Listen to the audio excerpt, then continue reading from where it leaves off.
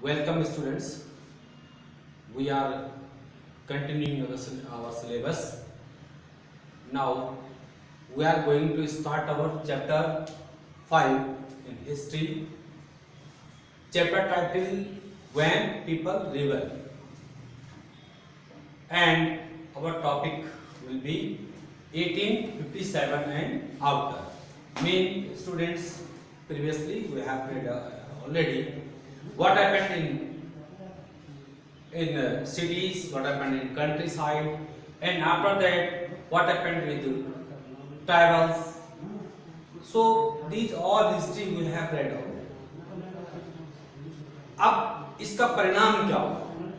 Means कि आपने city को अनेक्स कर दिया, आपने कंट्री साइड को अनेक्स कर दिया, आपने ट्राइबल को भी कंट्रोल में कर लिया।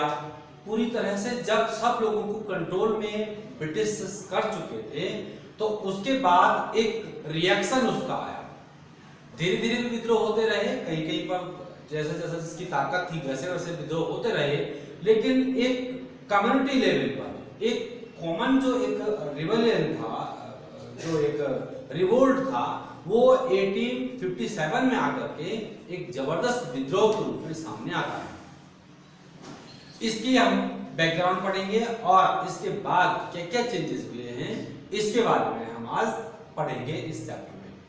तो स्टूडेंट्स, फर्स्ट जो इसका सब टॉपिक है आपकी बुक में, policies and the people. Mean जो पॉलिसीज थी, जो नीतियां थी और पीपल जनता पर उसका, पब्लिक पर उसका क्या इफेक्ट रहा, उसके बारे में पहले इसके बारे में यहाँ पर पढ़ेंगे हम लोग। तो इसमें सबसे पहले इन्होंने एनसीईआरटी बुक के अकॉर्डिंग जो टॉपिक लिया है, जो नई हेडिंग ली है, नवाब लूज देयर पावर्स। मतलब नवाबों ने अपनी पावर खो दी थी। वो कैसे खोई थी कि आपको पता ही है कि जैसा आप पढ़ चुके हैं पहले कि एक ट्रेड से लेके और टेरिटरी तक जो है ब्रिटिशर्स आते हैं।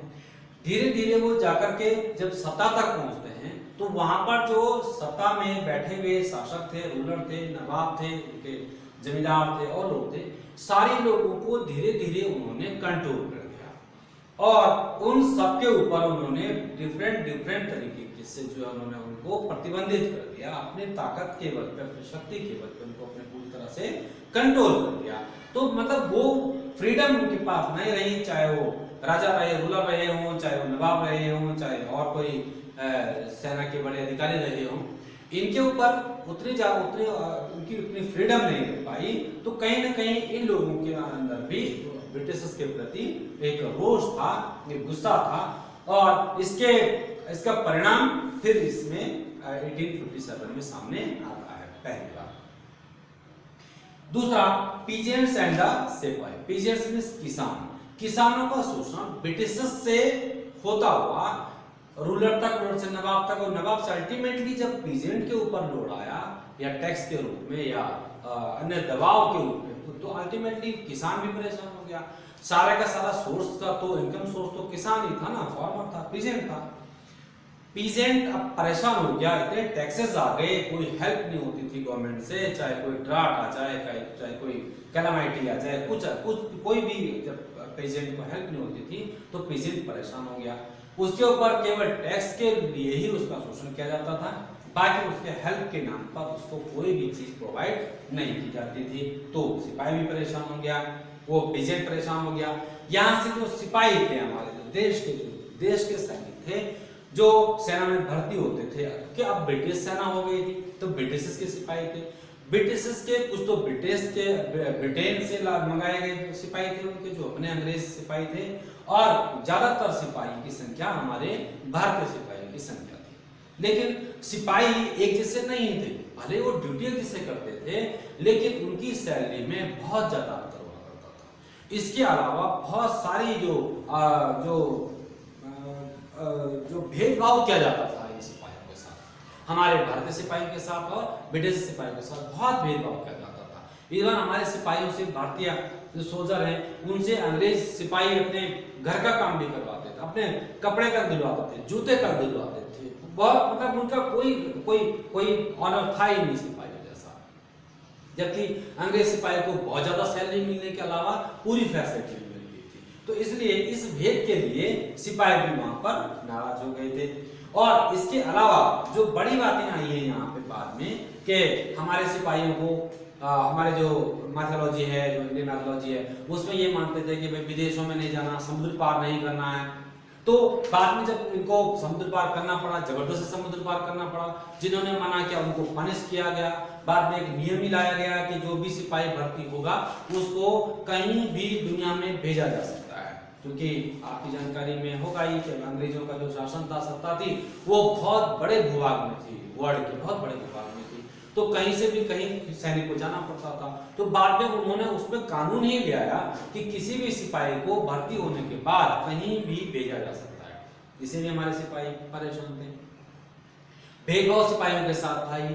अल्टीमेटली बाद में जो एक और बात आई कि कार्टिज जो नई जो बंदूक आई, जो राइफल आई, उसमें जो कार्टिज लगी हुई थी, उस कार्टिज को ये आया खबर कि उस कार्टिज की कोटिंग गाय की चर्बी अथवा सुअर की चर्बी से उसको कोटिंग की जाती है। तो उस पर हमारे हिंदू हो चाहे मुसलमान सिपाही हो, सारे भड़क गए, क्योंकि उसमें जब कार्टिज गाय की चर्बी के अथवा सुअर की चर्बी लगी है तो वो सीधे सीधे उनके धार्मिक भावनाओं को ठेस पहुंचाने वाली बात थी, इससे भी वो भड़क गए।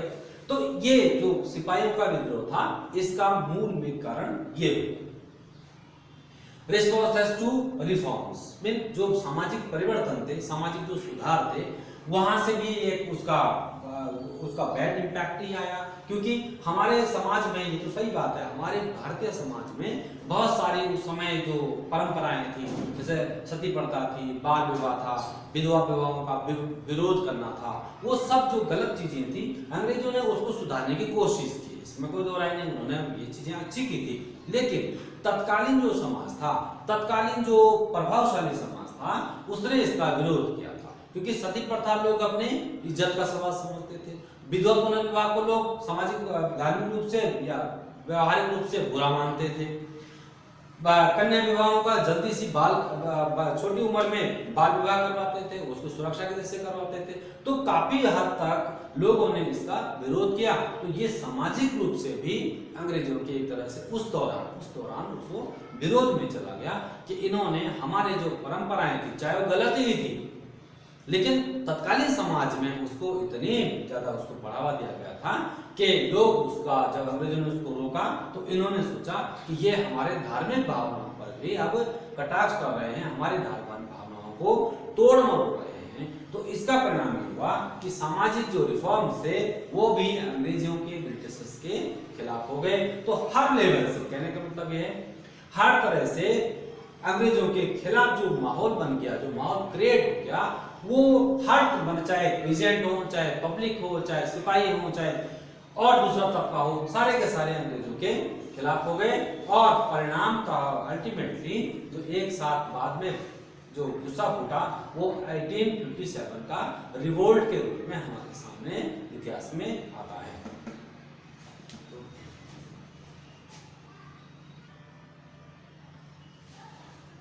तो स्टूडेंट्स, कुछ एग्जांपल यहाँ पर दे रखे हैं नवाब रोज देयर पावर्स वाले हेडिंग्स में। जैसे रानी लक्ष्मीबाई के साथ क्या हुआ, रानी लक्ष्मीबाई की अपनी सत्ता थी नहीं, उन्होंने बच्चे को गोद लिया, गोद लिए बच्चे के लिए उन्होंने लेप्स ले आए, मतलब कि उनको गोद निषेध का अधिकार आ गया तब तक, तो उन्होंने गोद निषेध, उसको राजा, तो उनके बेटे को राजा माना ही नहीं। तो रानी लक्ष्मीबाई को सत्ता छिनती चली गई। फिर अगले जो नाना साहब थे उनको उन्होंने कानपुरी भेज दिया, उनको भी वहां से निकाल दिया। अगला एग्जांपल है यहाँ पर अवध के नवाब के साथ जो सब्सिडारी अलायंस आया था, उसमें अवध के नवाब पर ये आरोप लगाया गया कि इनको जो इनका रोलिंग ठीक नहीं है, इनका रोलिंग होती जा रही है, इनको संतोष हो रहा है, इसलिए उसको भी हड़प लिया।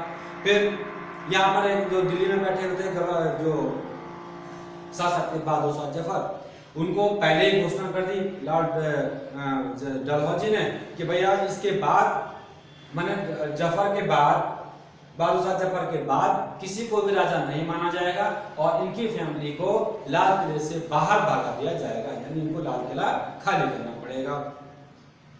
बाद में लॉर्ड कैनिंग आया, कैनिंग ने बोला भैया हम तो इनको राजा बिल्कुल नहीं मानेंगे और ये केवल इनके जो बेटे होंगे उनको केवल राजकुमार ही माना जाएगा, उनको राजा की उपाधि बिल्कुल भी नहीं दी जाएगी और लाल किला तो उनको पहले छोड़ने का अधिकार दे दिया गया था। तो इसलिए इनको लगा कि भैया राजा गद्दी तो गई, लेकिन आने वाली पीढ़ी के लिए भी हमारी कोई सत्ता, कोई पावर, कुछ भी जो है नहीं बचेगा। तो इस तरह से नवाबों के स्तर पर जो है बहुत बड़ा परिवर्तन आया। एक तरह से उन्होंने पूरी तरह से राजाओं की सत्ता को नकार दिया या हटा दिया पूरी तरह से और सत्ता अपने हाथों में ले ली।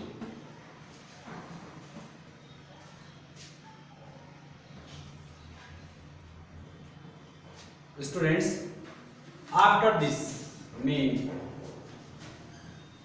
के वो जो असंतोष था वो जब एक अपने लेवल पे पहुंच गया तो उसके बाद सबसे पहले जो स्टार्टिंग हुआ, शुरुआत हुई, छोटे मोटे झगड़े तो आपस में होते रहते होंगे, लेकिन जो रिकॉर्डेड जो रिबेलियन है वो यहाँ पर मिलिट्री से शुरू हुआ, यानी सैनिक विद्रोह से शुरू हुआ। और ये सैनिक विद्रोह बैरकपुर छावनी में शुरू हुआ। मंगल पांडे सैनिक थे जिन्होंने सबसे पहले उन जो काउ फैट और पिग फैट से कोटेड जो कार्टिज थी उसको मुंह से तोड़ने के लिए से मना कर दिया। वहां से ये शुरू होता है। 8 मार्च 1857 की ये बात है जब मंगल पांडे ने ये मना किया था और अपने जो कमांडर थे वहां पर जो उनके अधिकारी थे, सैनिक अधिकारी, उनको गोली मार दी। इसके लिए मंगल पांडे को अरेस्ट किया गया था और मंगल पांडे को 29 मार्च 1857 को हैंग कर दिया गया, यानी फांसी लगा दी गई। अब वहां से बैरकपुर के इस घटना के कुछ समय बाद, कुछ दिनों बाद मेरठ में ये यही विद्रोह शुरू हुआ। मेरठ में मेरठ छावनी के कुछ सैनिकों ने इसके वही कार्टिज को मुंह से तोड़ने से मना कर दिया और इसके लिए वहां पर जो सैनिक थे उनको अरेस्ट करके जेल में डाल दिया गया। 80 जो सोल्जर्स थे वहां पर, उनको 10 साल की सजा दी गई। अब जब उनको सजा हो गई, वो जेल में बंद हो गए, तो बाकी सैनिकों में इसका बुरा प्रभाव पड़ा कि भाई इस तरह से हमको जो है दबाने की कोशिश कर रहे हैं, डराने की कोशिश कर रहे हैं। तो अल्टीमेटली फिर कुछ दिन बाद, इस घटना के 2-3 दिन बाद सारे सैनिकों ने विद्रोह कर दिया और पूरी छावनी को अपने कंट्रोल में ले लिया। जो उनका हथियार रखने का जगह थी, जो उनके स्टोर थे, सारों को लूट लिया, सारे हथियार लूट लिए, अंग्रेजों को मार दिया, काट दिया, भगा दिया अंग्रेजों को। और फिर अब वहां से मेरठ से क्रांति शुरू हुई थी, अब ये दिल्ली पहुंच गए। तो फ्रॉम मेरठ टू दिल्ली, मेरठ में ये घटना होने के बाद सिपाहियों की टोली रातों रात दिल्ली पहुंच गई। दिल्ली में पहुंचते ही उन्होंने फिर वहां पर संघर्ष किया और बहादुर शाह जफर के पास पहुंचे। किले के बाहर, उनके आवास के बाहर जब पहुंचे तो उन्होंने बहादुर शाह जफर से रिक्वेस्ट की कि आप बाहर आइए और हमारा नेतृत्व संभालिए, क्योंकि सवाल ये भी था कि अगर सैनिक विद्रोह करते तो नेतृत्व कौन करता, अगर अंग्रेज भाग जाते तो शासन कौन करता, सत्ता किसके पास होती, पावर भी एक पावर सेंटर भी एक कोई चाहिए था। इन सब को देखते हुए उन्होंने ये तय किया कि हम दिल्ली में जाकर के बहादुर शाह जफर को मनाएंगे और उनको अपना नेतृत्व करने के लिए तैयार करेंगे। बहुत कोशिश के बाद, रिक्वेस्ट करने के बाद बहादुर शाह जफर तैयार होते हैं और फिर वो अपने जो उनके नेतृत्व में सैनिक फिर आगे बढ़ते हैं। दिल्ली में उनको उन्होंने भी तहलका मचा दिया। दिल्ली में काफी कुछ अंग्रेजों को हरा दिया गया, भगा दिया गया अथवा मार काट दिया गया। अंग्रेजों की सत्ता दिल्ली से लगभग समाप्त हो गई। अब आगे क्या हुआ? The rebellion स्प्रिट्स। अब रिबेलियन जो विद्रोह है ये कैसे फैला? इसके अलावा दिल्ली के अलावा भी कई क्षेत्रों में, दूसरे कई क्षेत्रों में, जैसे झांसी में, संबलपुर में, बिहार में, ये अलग अलग जगहों पर लोगों ने विद्रोह शुरू कर दिया और अंग्रेजों के विरुद्ध लड़ना शुरू कर दिया। तो एक ही नारा था, मारो फिरंगी को, मारो फिरंगी को। मतलब फिरंगी मतलब ब्रिटिशर्स के अगेंस्ट हर कोई व्यक्ति उस समय तैयार हो गया।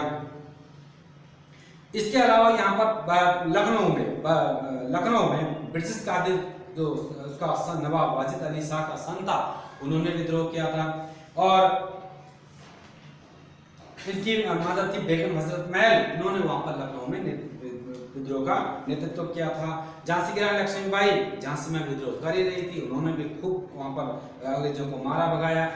फिर एक तांत्या टोपे थे जो नाना साहब के जनरल थे, उन्होंने मध्य प्रदेश के मांडला, मध्य प्रदेश से नहीं, मांडला में रानी अवंतीबाई लोधी, ये इन्होंने विद्रोह किया था।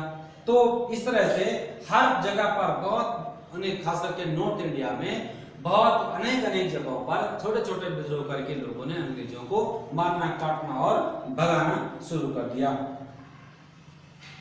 तो इस तरह से फिर आखिरकार ये विद्रोह अपने चरम पर पहुंच गया और अंग्रेज यहाँ पर पूरी तरह से, एक तरह से बिल्कुल बैकफुट पे आ गए और हारने की कगार पर आ गए। जगह जगह पर विरोध हुआ, जो बच सकते थे बचे, लेकिन बहुत सारे अंग्रेज, काफी कुछ अंग्रेज मार दिए गए अथवा भगा दिए गए।